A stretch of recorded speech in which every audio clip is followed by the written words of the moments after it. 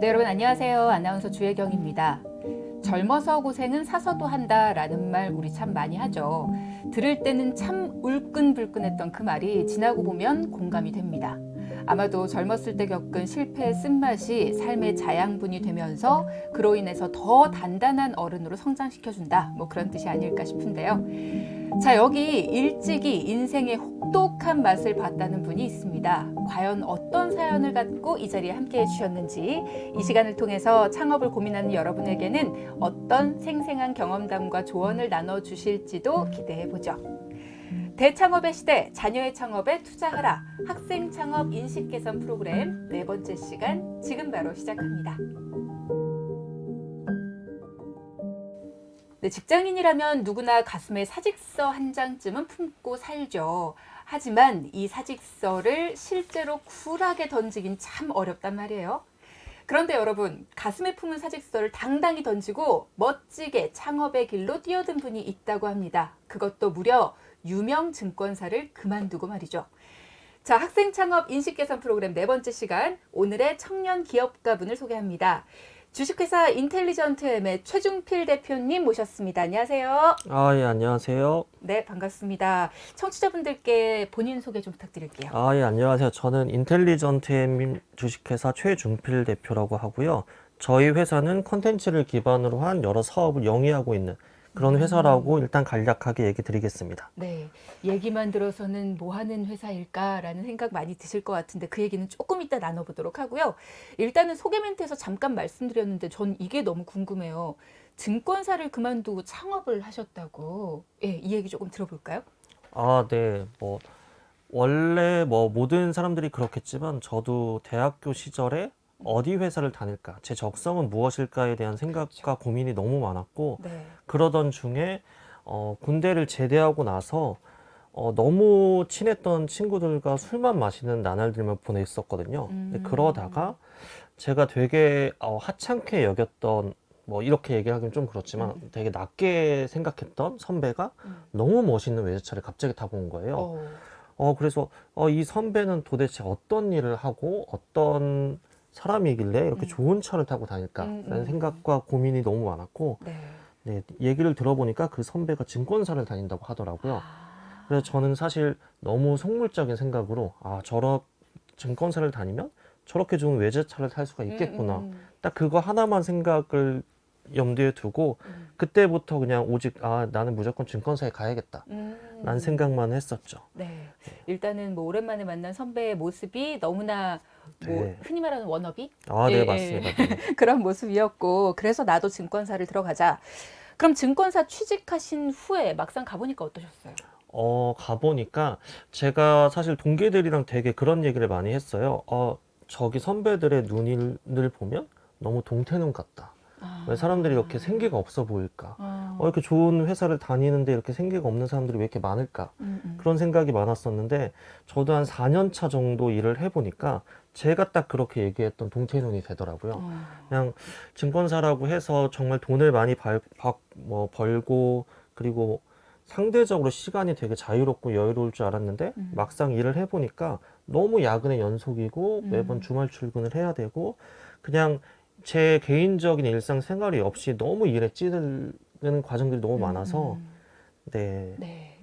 사실 증권사에서 하는 일을 목표로 해서 그 회사를 들어가신 분들도 너무나 힘들어하는 일상이잖아요. 증권사들은. 근데 이제 증권사라는 그 목표만 가지고 들어가셨기 때문에 조금은 더 익숙해지기가 힘들지 않으셨을까. 네, 맞습니다. 그런 생각이 듭니다. 그러면 사실 회사를 그만둔다라는 거는 많은 사람들이 결심했다가 다시 포기하고 다시 또 포기하고 이렇게 되는 게 사실 우리의 일상인데, 그럼 그만둬야지 하고 결심을 딱 하시게 된 특별한 계기가 있었어요? 특별한 계기는 없었고, 제가 그 서두에 얘기 들은 그 형이 알고 보니까 너무 그냥 금수저였더라고요. 예, 직업이 중요했던 건 아니고, 그냥 그 형은 원래 그냥 증권사가 아니라 애초에 금수저여가지고 좋은 차를 탔다는 사실을 알자마자 안 되겠다. 난 어린 부자가 돼야겠다. 라는 생각 딱 하나로 사실 창업에 대한 특별한 계기나 그런 것들에 대한 생각도 없이 네. 아, 저렇게 부자가 돼서 저렇게 좋은 차를 나도 한번 타봐야겠다. 그것도 어린 나이에. 사실 너무나 대책 없이 일단 퇴사를 했었죠. 사실 좋은 회사 그만두려면 우리가 흔히 뒷구멍이라고 얘기 많이 합니다만 뭔가 대책을 마련해 놓고 나서 그만두시는 부분이 많잖아요. 근데 그런 것도 아니었고, 일단은, 아, 이 회사는 내가 꿈꾸던 그 모습은 아니구나 라는 생각이 들자마자 이제 일단 퇴사를 하신 거란 말이죠. 네, 맞습니다. 네. 대표님이 굉장히 뭐랄까 도전적이신 분이구나. 너무 좋게. 아, 네. 사실 제가 도전적인 건 아닌데, 네. 그때 만나고 있던 친구분이 있었거든요. 네. 여자친구분. 네, 여자친구분이 있었는데, 그 여자친구가, 오빠 어디 회사 다녀 하고 놀러 왔을 때, 제가 그 친구하고 만나서 커피를 제대로 마실 시간조차가 없더라고요. 물론 그 당시 상황이 회사가 너무 바쁘기도 했지만, 저는 애초에 가진 게 별로 없는 흙수저로 태어나서, 여자친구랑 만날 수 있는 시간, 그리고 제가 임의대로 할 수 있는 그 시간에 대한 소중함을 너무, 네, 시간에 대한 가치를 너무 크게 생각을 했는데, 네네. 회사를 다니다 보니까 제가 시간을 마음대로 조정을 할 수가 없더라고요. 그래도 내가 밥을 먹고, 내가 커피를 마시고, 내가 쉴 수 있는 이 시간도 마음대로 할 수 없다는 생각이 너무 크게 와서, 그때 사실 회사를 그만둬야겠다는 가장 큰 결심을 네, 하게 됐었던 것 같습니다. 사실은 모든 직장인분들이 혹시나 이 콘텐츠를 들으시면서 직장 다니면은 어쩔 수 없는 건데, 나도 그런 고민 많이 하는데 이런 공감하시는 분들 굉장히 많으실 거예요. 그렇기 때문에 회사를 그만둘 결심을 했다라는 말씀이 저는 사실 기대했던 대답은 아니었어요. 뭔가 창업을 꿈꾸고, 이걸로 내가 한번 새로운 도전을 해봐야지. 뭐 이런 목표를 가지고 그만두시지 않았을까라는 생각에 질문을 드린 건데, 이건 조금 다른 얘기였단 말이죠. 아, 네네네. 그러면 창업을 결심을 하시게 된 계기는? 창업을 결심했던 이유는 사실 너무나 간단했는데, 제가 주로 만나던 동기들이 있어요. 지금도 너무 친한 동기들인데, 그 동기들이 마침 지금 흔히 말하는 창업의 세 가지 직무라고 얘기를 하거든요. 뭐 기획자, 개발자, 디자이너, 뭐 여러 직무들이 있는데 딱 거기에 부합하는 친구들이더라고요. 그래서 저는 이 친구들이랑 같이 회사를 그만두고 창업을 하면 우리가 밥은 굶어 죽지 않겠구나라는 생각이 너무 강했고, 야. 그리고 마침 그 친구들도 창업에 대한 열망이 너무 강렬했던 친구들이어서, 네, 그래서 오히려 더 쉽게 퇴사를 결정할 수 있었고, 그리고 사업을 시작할 수 있었던 것 같습니다. 네. 모두가 서로에 대한 뭔가 믿음과 신뢰가 있었네요. 그러니까 이제 우리라면 이 멤버라면 굶어 죽지 않을 수 있다. 성공할 수 있다. 네, 이런 네. 생각을 강하게 가지고 또 이렇게 하셨다라는 건데 그때 그럼 아이템 회의하고 뭐 이런 것도 사실 쉽지 않았을 것 같아요. 누구 집에 모여서 하거나 뭐 이런. 아, 네네네. 네. 어디서 그렇게 회의를 하셨어요?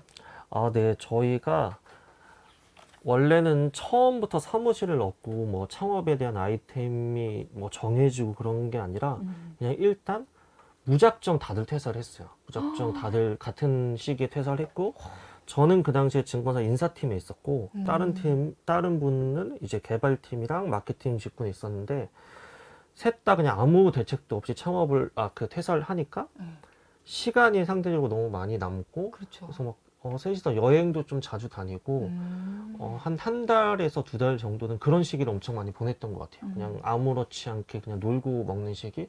그래서 그때 퇴직금도 셋 다 전부 다 이제 소진을 했고, 시간이 많아지다 보니까, 원래는 시간이 많아지면은, 그리고 내가 직업이 없으면 이 소비에 대한 욕구도 줄어들어야 되는데 오히려 반대더라고요. 시간이 너무 많아지니까 소비에 대한 욕구는 훨씬 더 많아지고, 그렇죠. 셋 다 너무 많은 과소비를 했던 것 같아요. 그래서 과소비를 하고 이래저래 계속 여행을 다니다 보니까 퇴직금도 금방 없어지고 모아둔 돈도 금방 없어지고, 그래서 셋의 가장 그 거리적으로 가까운 커피숍에 맨날 모였어요.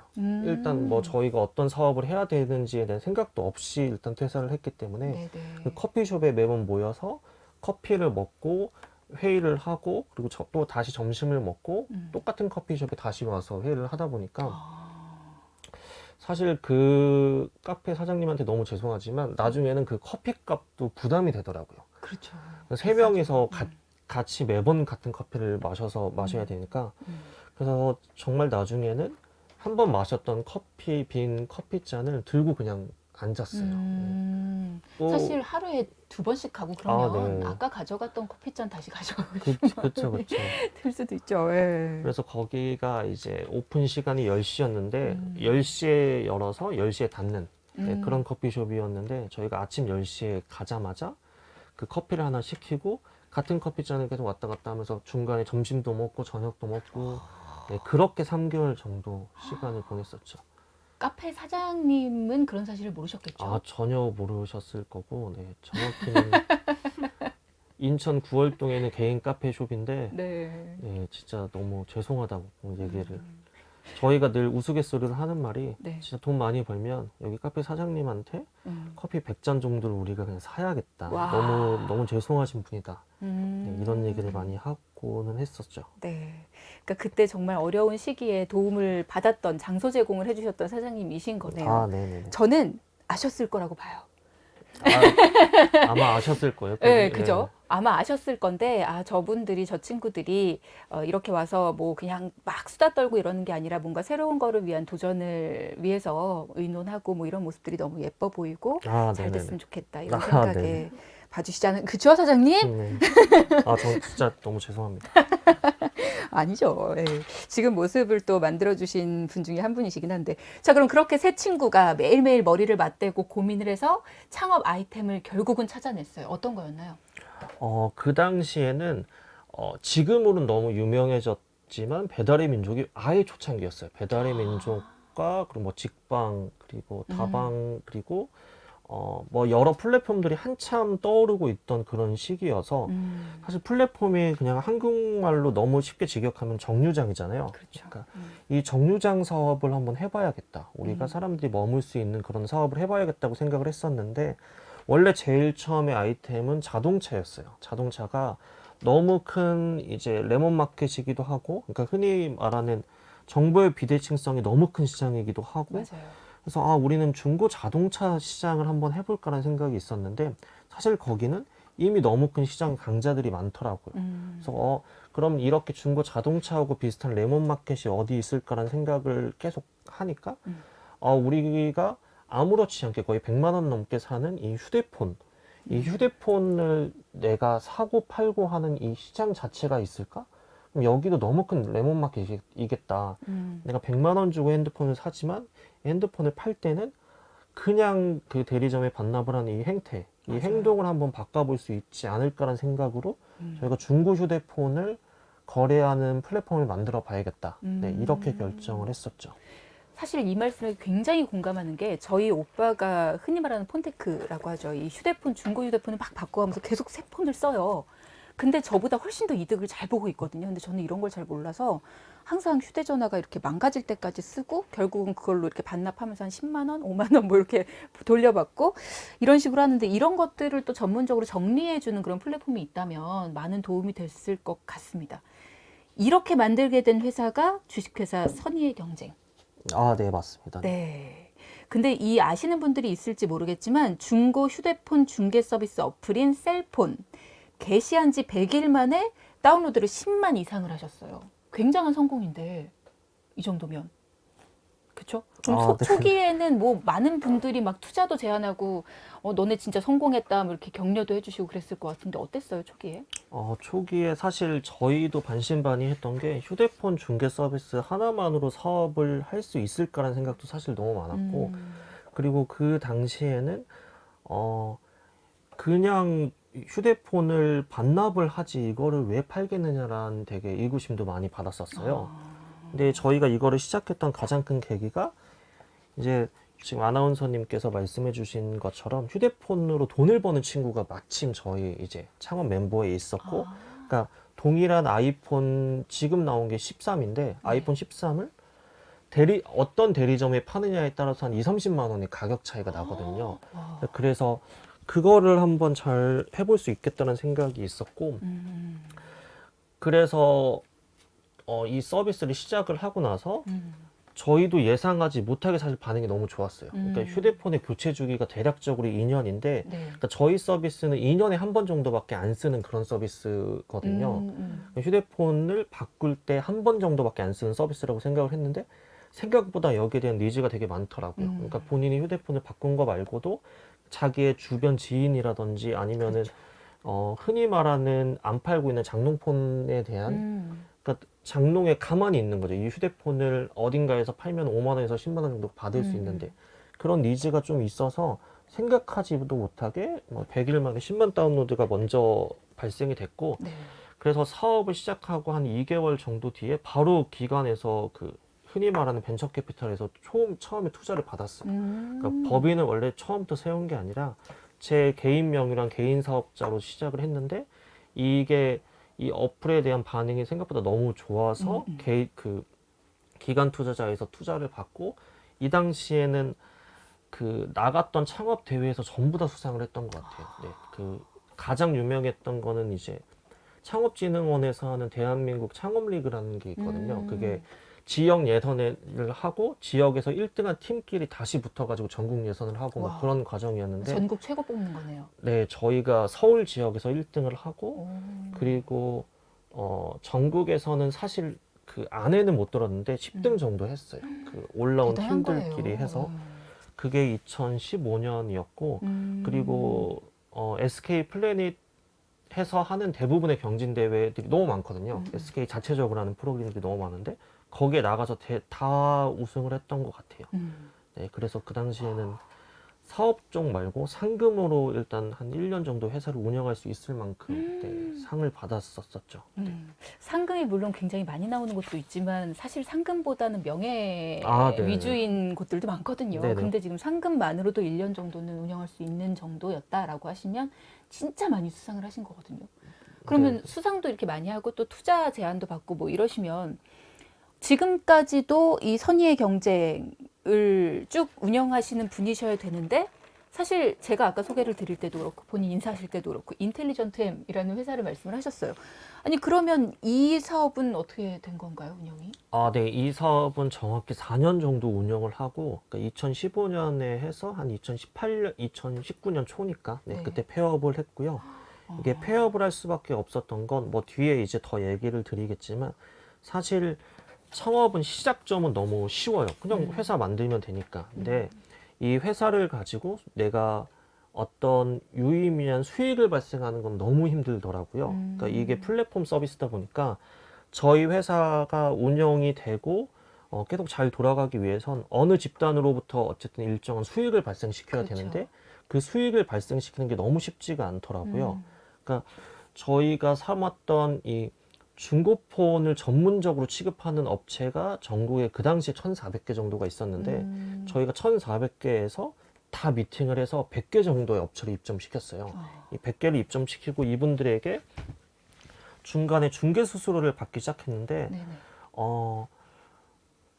제대로 돈을 안 주셨어요. 그러니까 뭐 한 달에 1,000만 원 정도를 주셔야 되는 업체들이 흔히 말하는 배째라식으로 돈을 안 주시고 폐업을 시키시고 다시 창업을 그 중고폰 업체가 뭐 재창업을 하고 그러니까 업 자체가 수익화를 내고 수익을 발생시키기에는 조금 너무 힘들기도 했고 그렇죠. 저희도 사실 많이 미숙했던 게 있는 것 같아요. 그러니까 플랫폼의 이제 사용자가 저희가 다운로드는 10만이었지만 하루에 한 3,000명 정도 썼었어요. 근데 이 3,000명에게 저희가 돈을 받는 거는 또 너무나 그렇죠. 다른 그거더라고요. 그래서 저희는 사용자 수는 너무나 많았지만 이거를 수익화를 할 수 없었던 그리고 수익화에 대한 생각도 제대로 하지 못했던 너무 미숙한 사업이었기 때문에 네, 그래서 폐업을 하게 됐죠. 일단은 4년 동안 정말 좋은 아이템이다라고 극찬을 받고 많은 수상을 했지만 그럼에도 불구하고 사실 여러 플랫폼 창업자분들이 고민하시는 게 이 수익과 관련된 거가 아닐까 싶어요. 그래서 많이들 어려워하시기도 하고 이제 그런 고민 때문에 결국은 이제 폐업을 하는 상황까지 됐다. 그 당시에 타고 다니던 차량까지 판매를 하실 정도로 상황이 되게 어려웠다고. 네. 그때 이제 직원분들이 10분 계셨는데 수익이 한 달에 조금 많이 났을 때 3천만 원, 좀 적게 났을 때 1,000만 원 정도가 났어요. 근데 그 10분의 인건비도 저희가 제대로 주지 못하는 상황이었고 그리고 일단 사업을 영위를 하고 이 사람들에 대한 뭐 저희도 일정 부분의 미래를 책임을 져야 되는데 전혀 그렇지 못하고 있더라고요. 그래서 제가 제일 처음에 서두에 얘기 드렸던 이 증권사 선배가 너무 좋은 외제차를 타고 왔다고 얘기 드렸는데 그 네. 차를 저희도 사업을 하고 나서 원래 샀었어요. 제가 1년 동안 열심히 진짜 일을 해서 네. 그 차를 샀었는데 그 차를 팔았죠. 왜냐면 이 직원분들은 우리하고 같이 하는 미래도 있지만 어쨌든 현실적으로 저희가 월급을 꼬박꼬박 드려야 되는데 월급을 제대로 드릴 수가 없는 상황이 돼서 월급 때문에 차를 팔고 그리고 이 분들이 이제 다시 재취업을 할 수 있도록 취업을 많이 주선까지 해드리고 그리고 나서 폐업을 했죠. 그래도 책임감 있게 직원분들한테 어떻게 해야 될지도 잘 이렇게 설계랄까요? 앞으로의 일 이런 것들을 좀 소개도 해주시고 그러셨네요. 증권사 들어갔던 아들이 회사 그만두겠습니다. 저는 창업을 하겠습니다라고 하는 것도 사실 부모님 입장에서는 굉장히 놀랄 만한 일이잖아요. 이번에는 부모님 이야기를 살짝 해볼 텐데 처음 대표님께서 회사 그만두고 창업하겠습니다 했을 때 반응이 어떠셨을까요? 네. 사실 지금도 좀 가슴이 너무 무거운데, 원래 다 그렇잖아요. 어렸을 때는 뭐, 그냥 전 남자니까 우리 아들이 어디 학교를 다닐까, 뭐 좋은 대학을 다니면 당연히 그게 또 부모님의 자랑이고, 그렇죠. 그리고 그 시기가 지나고 나면 어디 회사를 다니는지가 또 부모님의 자랑이고, 맞아요. 또 그 시기가 지나면 이제 결혼을 했는지 자녀는 어떻게 되는지가 또 이렇게 그 순서가 있잖아요. 근데 저는 딱 그 당시에 부모님이 바라던 학교를 다녔고 그리고 부모님이 바라던 직장까지 딱 갔던 상황이어서 누군가에게 우리 아들을 소개할 때 부모님이 우리 아들 어디 증권사 다녀라고 하면 대부분의 어른들이 바로 알 수 있었던 게 되게 큰 자부심이셨던 것 같아요. 네. 그러니까 뭐 구구절절한 설명을 전혀 안 해도 되니까. 그래서 부모님이 내가 이 회사를 다니는 것 자체가 너무 자랑스럽게 여기셨는데 사실 퇴사를 한다고 얘기를 상의도 드리고 뭐 설득도 하고 일련의 과정을 했어야 되는데 저도 그때는 너무 나이도 어렸고 진짜 되게 호기로웠어요. 나는 무조건 이 멤버하고 사업을 하면 돈을 왕창 벌 수 있을 것 같아. 라는 호기로운 생각이 있어서 이미 다 퇴사를 하고 나서 그때 좀 얘기를 드렸죠. 그래서 부모님이 정말로 많이 놀라셨을 거예요. 놀라시기도 하고 그리고 뭐 지금도 너무 우스갯소리로 왜냐면 아직 다니던 친구들이 많이 있거든요. 그 다니던 친구들은 자리도 잡고 결혼도 하고 좋은 집도 사기도 하고 뭐 일련의 과정들을 하니까 저한테 매번 너도 그때 회사를 그만두면 안 됐는데 너도 그때 회사를 계속 다녔어야지 하고 아직도 얘기를 하세요. 제가 그래서 이번 추석에도 뭐 적지 않은 용돈을 드렸는데도 너가 거기 다녔으면 더 많은 용돈을 줬을 텐데라고 얘기를 아직 하세요. 네. 뭐 농담 반 진담 반으로 사실 말씀하시는 거지만 그동안 부모님 마음고생도 굉장히 심하셨을 거예요. 원하는 대학에 들어가고 원하는 회사에 들어갔다. 이게 사실 쉬운 게 아니거든요. 말로 그냥 딱 정리하자면 한마디가 되지만 그동안 노력했던 그 아들의 모습과 그걸 또 이뤄내는 그 아들의 장한 모습을 보면서 얼마나 많이 자랑스러워 하시고 또 사람들한테 이게 바로 우리 아들이다 뭐 이렇게 자랑도 하시고 그랬을 텐데 그러면 어찌됐건 일은 벌어진 거잖아요. 계획서를 내고 나오셨고 이제 창업을 해야지 되는 과정인데 그럼 부모님께 어느 정도 설득의 기간이 좀 필요했을 것 같은데 설득은 어떻게 하셨어요?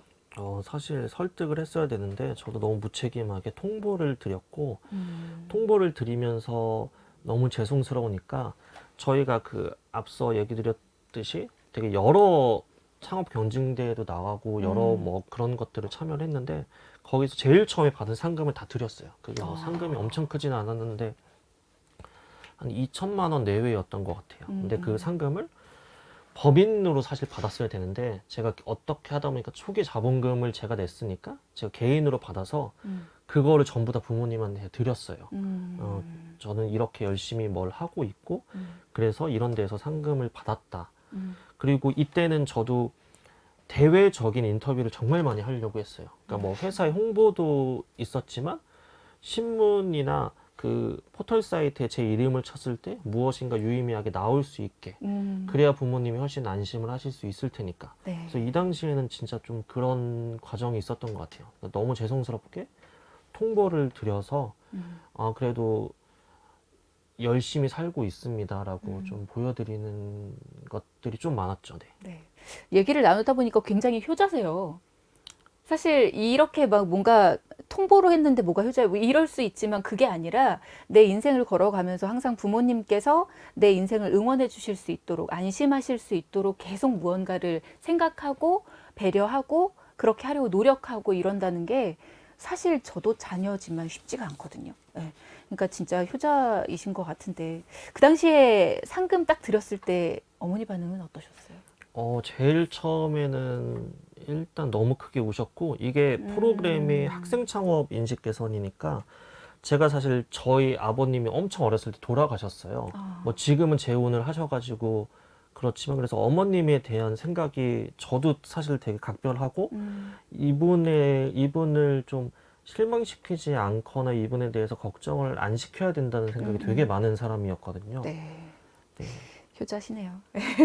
효자는 그래서 아닙니다. 네. 어머니께서 계속 그러셨을 것 같아요. 우리 아들은 진짜 내가 원하는 대로 항상 살려고 노력하고 우리 아들은 항상 나랑 꿈이 똑같고 막 이런 자랑을 많이 하셨어서 이때 더 걱정이 크시지 않았을까. 더 많이 그러셨을 것 같다는 생각이 듭니다. 자, 그렇게 해서 창업을 어찌 보면 두세 번 정도씩 이렇게 막 도전을 하시는 분들께도 지금 이 이야기가 굉장히 힘이 되실 것 같은데, 사실 자녀가 창업을 한다고 했을 때 대표님의 어머님처럼 우려가 되고 걱정이 되고 잘 될까라는 그런 불안감이 더 크신 분들이 훨씬 많잖아요. 그분들한테 좀 해드리고 싶은 이야기가 있으실 것 같아요.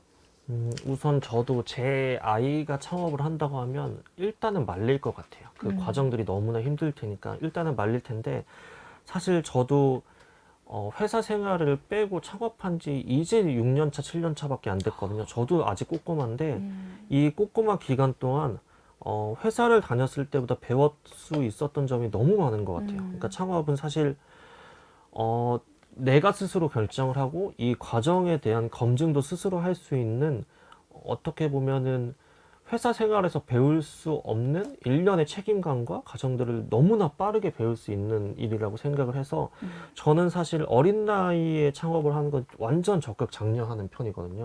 왜냐면은 대한민국은 뭐 다들 아시겠지만 성인의 실패가 크게 용납이 되지가 않아요. 성인의 실패는 다시 재기하기도 너무 힘들고, 근데 반대로 학생의 실패는 너무나 쉽게 용납이 될 수 있거든요. 상대적으로. 네. 그래서 오히려 더 어렸을 때, 학생일 때 창업을 한번 해보는 게, 회사가 커나가는 일련의 과정을 너무나 빠르게 경험해 볼 수 있는 일이자, 그리고 내 스스로도 알지 못하는 책임감과 뭐 적극성 같은 것들을 빨리 알 수 있는 그런 계기가 될 것 같아서, 사실 부모님의 입장으로 봤을 때는 학생분들이 창업을 한다고 하면은 너무나 걱정이 되겠지만 다 배움의 과정이라고 생각해요. 그래서 학생이고 그래서 계속 배우는 거니까 저는 개인적인 생각으로는 걱정이 되시더라도 적극 장려해 주셨으면 좋겠다라는 생각을 하고 있습니다. 네. 그러면 만약에 비슷한 상황이, 대표님하고 비슷한 상황이 친한 후배한테 벌어졌어요. 친한 후배가 창업을 하려고 하는데 부모님께서 너무 반대를 하신단 말이에요. 그러면 거기 그 후배에게 나처럼 일단 저질러라 라고 조언을 해주시겠어요? 아니면 끝까지 설득할 수 있는 방법을 찾아보자고 얘기하시겠어요? 네, 이거는 사실 답이 너무 명확한 게, 제가 회사 생활을 하면서 퇴사를 입에 달고 사는 사람이 퇴사를 한 적이 단 한 번도 본 적이 없어요. 퇴사를 얘기하는 사람은 절대 퇴사를 하지 않아요. 맞아요. 네. 정말로 퇴사를 하는 사람들은 갑자기 말도 없다가 그냥 쓱 하고 퇴사를 해요. 그러니까 창업도 약간 비슷한 것 같아요. 주변에, 뭐 저도 이제 주변에 창업가분들이 많지만 아직은 직장인분들이 훨씬 더 많거든요.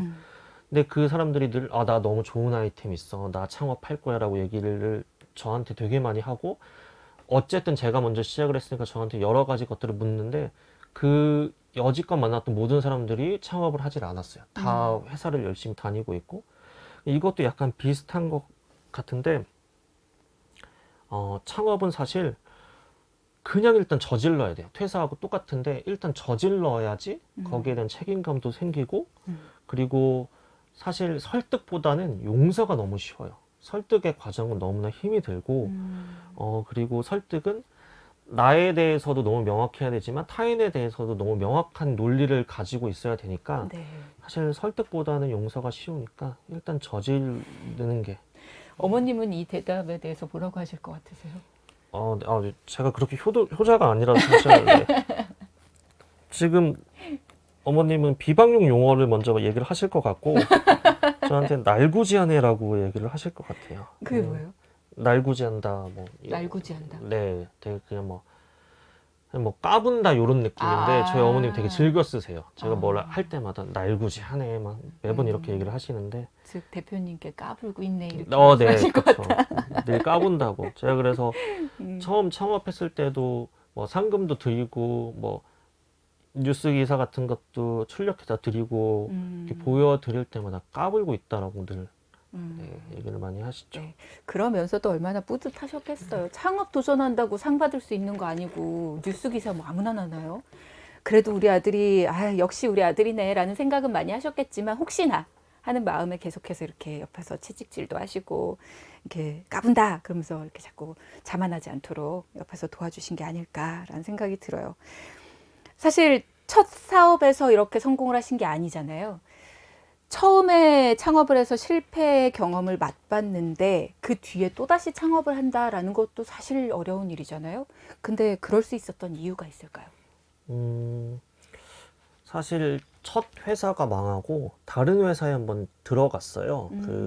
그래서 그때 부모님이 제일 좋아하셨는데 첫 회사가 망하고 제가 두 번째로 일을 했던 게 교직원이었어요. 그 학교 교직원이었는데 학교 교직원에서 이제 거기가 이제 지주사여가지고 여러 회사를 투자할 수 있는 그런 업을 잠깐 했었는데 거기서 일을 하니까 너무나 재미가 없더라고요. 그래도 내 스스로 결정을 하고 이렇게 페이퍼 작업을 안 하는 업무를 하다가 갑자기 페이퍼 작업을 엄청 많이 해야 되는 일을 하니까 삶의 재미가 없고 이욕이 많이 안 생기고 저도 너무 똑같이 퇴근만을 기다리는 그런 사람이 되는 것 같아서 처음에 창업했을 때하고 똑같게 일단 퇴사를 했어요.